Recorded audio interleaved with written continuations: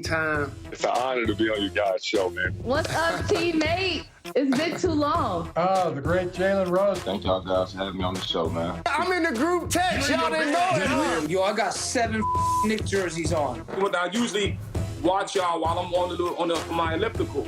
Today I'm there hanging out with y'all. Bong bong. Thank you, brothers. You were with the wrong guys. It's all good though. I guess you'll learn your lesson, right? Yo, I be watching y'all every day. Y'all some crazy man.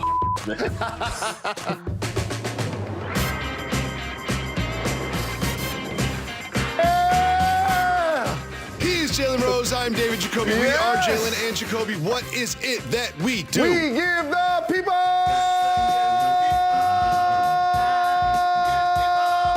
what they want.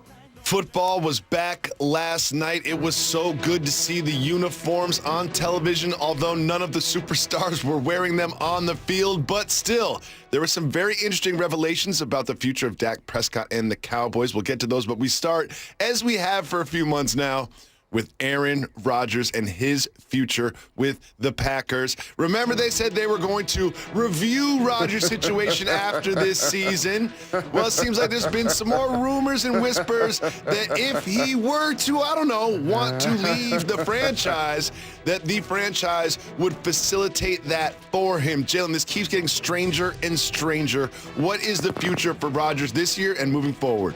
The bottom line is this is final year playing with the Packers. Now, how he gets from being under center playing quarterback to his next destination, that's going to be the turbulent part. Because if you're the Green Bay Packers, you're not just giving up Aaron Rodgers for nothing. They got to give you a lot in return. And I'm pretty sure there should be at least 20 to 23 teams that are jockeying for positioning right now to not only try to get Aaron Rodgers, but Devontae Adams. It's no secret that they've done well under Matt LaFleur the last couple of years. And I'm rooting for a terrific season out of Green Bay. Their defense is outstanding. Their team is complete. This may be the swan song for Aaron Rodgers to actually win a Super Bowl. What do you think, David Jacoby? I think this is pretty much the opposite of what Giannis Antetokounmpo did in the same state. Giannis had the opportunity to sign before the season started, or let that same contract, be with them after the season was over. What he did is he signed early. Obviously a good move. They won the championship, but it calmed down us in the media from discussing his future. It really just did everything to solidify his commitment to the franchise, which calms down his teammates, calms down us in the media, and just says, I'm going to be here. Let's rock and get this championship. Aaron Rodgers is doing the opposite of that. He's like, I'm not going to be here next year.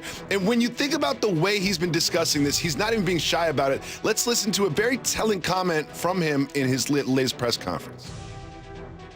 And I think we can all understand, Green Bay isn't a huge vacation destination. People are coming here to play with me, to play with our team, and knowing that they can win a championship here. People are coming here to play with me. Good luck, Packers, after I'm gone. Good luck getting those same people to come to this franchise and play, because you're not going to get a chance at the championship, and you're not going to be playing with me. What do you think about those statements? Hey, you heard Jeezy the Snowman. If you get jammed up, don't mention my name. That's what he's saying. I'm about to go ball this year. He's the reigning MVP. He's going to try to do what he can to get his squad over the top. But this will be his swan song in Green Bay. Zero gray area.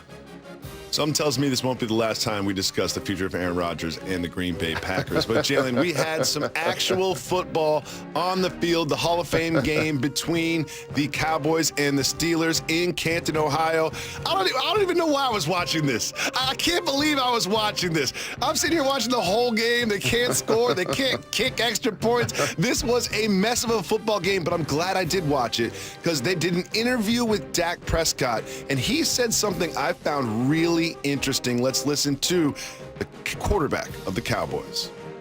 So now it's just about getting the shoulder behind me, and we're just being cautious. We're taking it day by day. Obviously, it's 5 weeks before season opener, so I've got a lot of time, and I'm gonna use that time to get myself ready for that game. They also talked about the specifics of the shoulder injury. It's the top of the shoulder. It's actually the under part of the shoulder that's hurt. That got me a little concerned if I was a Cowboys fan about how ready he will be for week 1. It don't matter what kind of craftsman or tradesman or athlete you are. When you go into a season and you're already nicked up, banged up, hurt a little bit, it doesn't get better once you start falling on it, once it starts getting hit, once you start having wear and tear. So this is something, Jacoby, I think we're going to need to monitor. But also to protect Dak, they're going to need their offensive line to be stout. They're going to need Ezekiel Elliott to run the football and not have 6 fumbles this year. And so it's got to be a balanced attack. And the defense also has to now improve to take some of the pressure off of the offense. It can't just be Dak drop back and throw 35, 40 times a game. That's not the recipe for their success, in my opinion. While Dak's health is in question, you make a good point. The health of the offensive line was key to some of the problems they had last year, and they seem to be solid coming into week 1 this year. But another thing about this story, Jalen Rose, I watched that game last night. They don't have a lot besides Dak Prescott under center. There's no Andy Dalton wait there to take over the reins. They are not deep at that position. They need Dak to be healthy. They had Andy Dalton last year. That just shows you the importance of Dak. And then he got his big bag this offseason. So I'm anticipating an excellent season by Dak. Jalen, there was a revelation last night that's going to impact this show forever. One thing that's always bothered me about you, whether the Cowboys blow somebody out by 4 touchdowns, lose by 4 touchdowns, every time the Cowboys come up, you bring up a news story that was settled last night. It is time for some broken news. To everyone else, it's breaking news. To Jalen and Jacoby listeners, it's broken news. Jalen, I know this is very important to you. Please take the floor. This Absolutely. is your opportunity. So everybody knows I'm amazing, blue through and through, one up, though, Detroit. However, you know I represent the U to the fullest, and my favorite coach that I never played for is Jimmy Johnson. And he not only won a national championship at the U, but he also won a couple of Super Bowls with the Cowboys. And he helped resurrect their franchise after they let the legend, Tom Landry, go. And all of this time, you mean to tell me out of spite, my guy can get into the actual Hall of Fame, but not make the Cowboys Ring of Honor? Talk about all-time petty from one of your old school friends that you went to college with. I know they won the Super Bowl with Barry Switzer. That was the gift and the curse for Jerry Jones. That made him believe that he could do it without Jimmy. You can't do it without Jimmy until you put him into the Ring of Honor. And I told you, this would be the curse. He heard me on the show. He exercised the curse. He understands if they're ever going to win the Super Bowl, he had to get his karma right with my guy, Jimmy Johnson, who, by the way, shout to James Brown and Howie Long and the entire crew. Because when I was a young pup in like 2004, 2005, they brought me in the studio. They welcomed me on television. They allowed me to talk NFL. That is my guy right there. He been deserved to get in the Ring of Honor, but I'm happy it's better late than never. You heard it from Jalen Rose. The curse is lifted. Success for the Cowboys is on the horizon because they have finally put Jimmy Johnson in the Ring of Honor. Jalen, much like the Aaron Rodgers story, a superstar, it seems to be at odds with their current franchise, and now it is Ben Simmons. There are reports and rumors that Ben Simmons is not picking up phone calls from the team, not picking up phone calls from his teammates, and there's certain places he does want to go, certain places he doesn't want to go. What do you see with the future of his relationship with the 76ers? So first and foremost, we got to understand something. He flamed out in the playoffs this year and was invisible in the fourth quarter. And so therefore, as a competitor, there's some pain there. And then when your team loses, and obviously Doc goes to the podium, Joel goes to the podium, the fans are booing and jeering, and rightfully so. Their all NBA caliber performer didn't show up. And then the process starts to look like it's over. Because I saw the Toronto Raptors win the East and win the championship. You see that?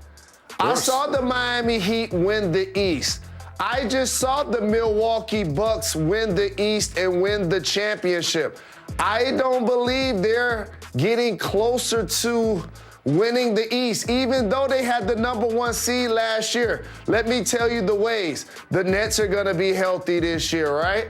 The Bucks are coming off the championship. The Miami Heat have retooled their squad. So now all of a sudden they're amongst that group of, I guess, 4, 5 to 6, 7 jockeying for position in the East.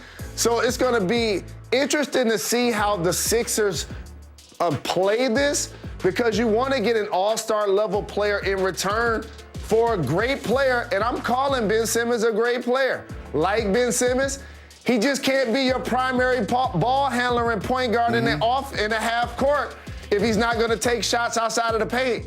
That still doesn't mean he's not an incredible talent that I wouldn't want on my squad.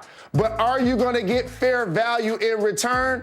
I don't think they are at this point. It's gonna be interesting to see how it plays out. Jalen, I've always loved Ben Simmons' game. I love defenders and I love passers, and he is great at both. Let's not forget, he was second in Defensive Player of the Year voting, #2. So he's basically the second best defender in the entire league. Yet all of a sudden, it's all individually his fault that they lose to the Hawks. Like, I think that this Ben Simmons slander has gotten out of control, and I think whatever team gets him, acquires him, incorporates him into a different system. I don't want to see the Embiid Simmons movie again. I've seen that movie a few times. We all know how it ends. I want to see Simmons on a new team with different pieces around him, different coach, different philosophy, and I think that he will flourish on both ends of the floor. On both ends of the floor. I want to see this happen. I want to see this happen. But there have been a lot of dominoes each year they lost. So Hinkie, then Brett Brown, then Jimmy Butler. You bring in Morey, you bring in Doc. Now you trade Ben Simmons. So again, they're not getting closer toward winning the East. It's going to be interesting because they do have some really good pieces, but the East has just gotten better. Well, it will be drama. If he plays game 1 in the regular season, there'll be so much of a media microscope around them and his behavior and his performance that there will be drama. Is there some drama in Philadelphia, nothing to do with Ben Simmons? Is there some drama surrounding a Jalen? Your namesake, Jalen Hurts? Nick Sirianni, head coach of the Eagles, says he won't commit to Hurts being cute above the Heineken River Deck here at Pier 17 in New York City. Welcome back to Jalen and Jacoby. Jalen, we saw a football game last night. We're only 4 or 5 weeks away from week 1, and most teams have their QB1 already decided, except in Philadelphia. Let's listen to head coach Nick Sirianni.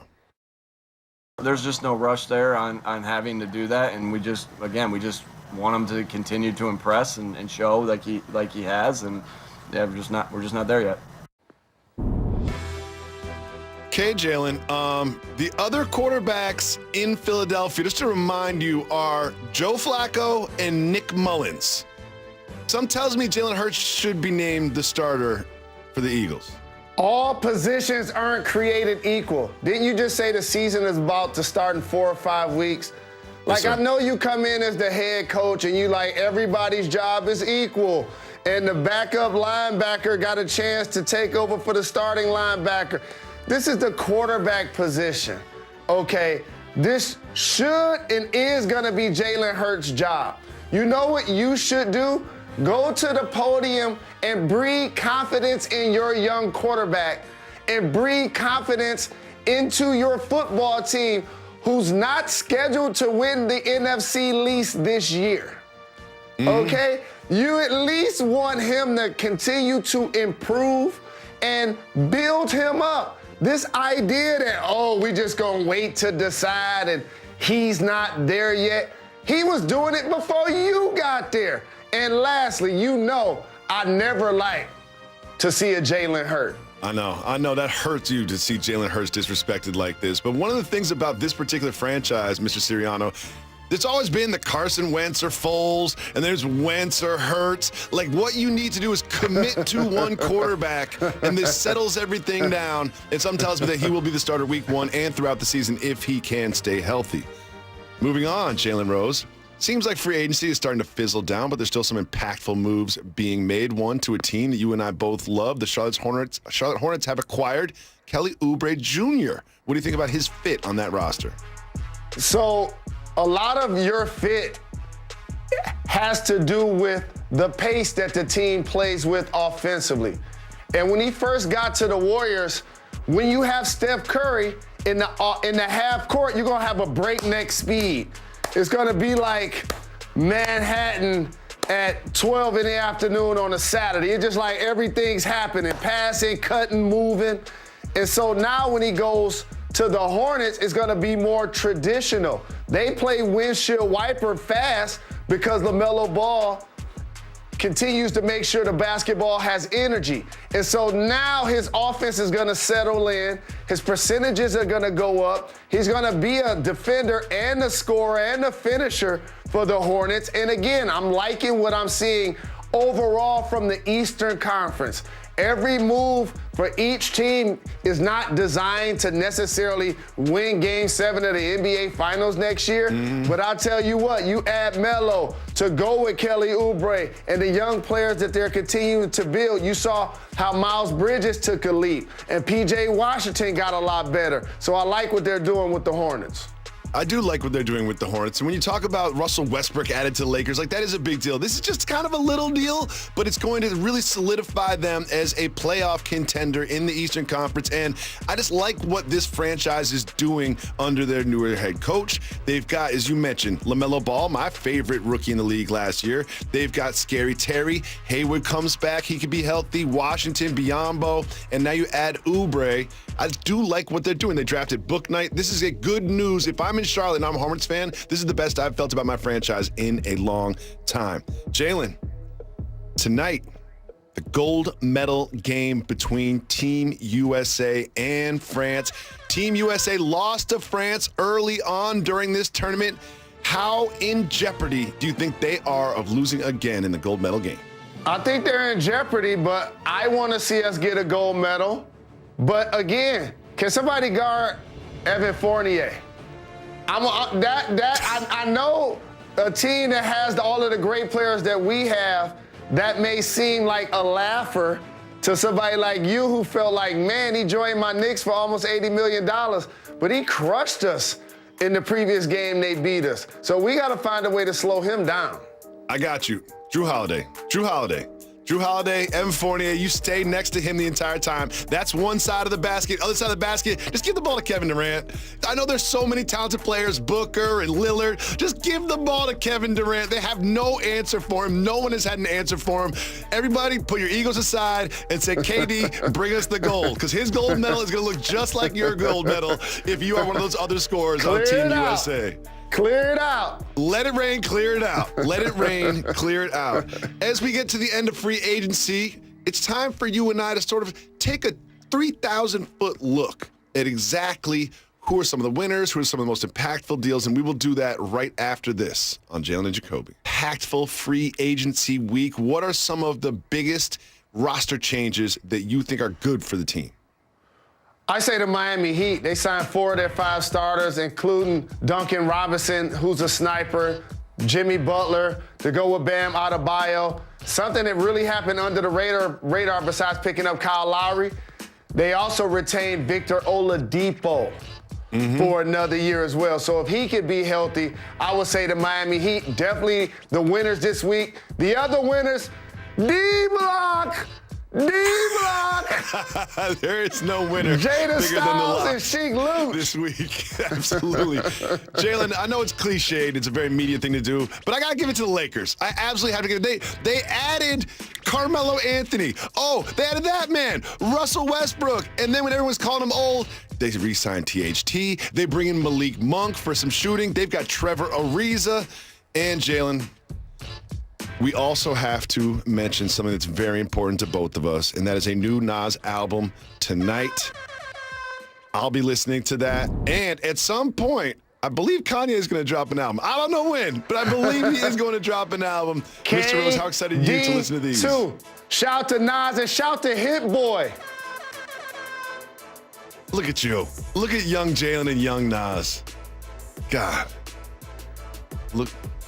That's just legendary right there, fam. I'm just speechless. We'll be back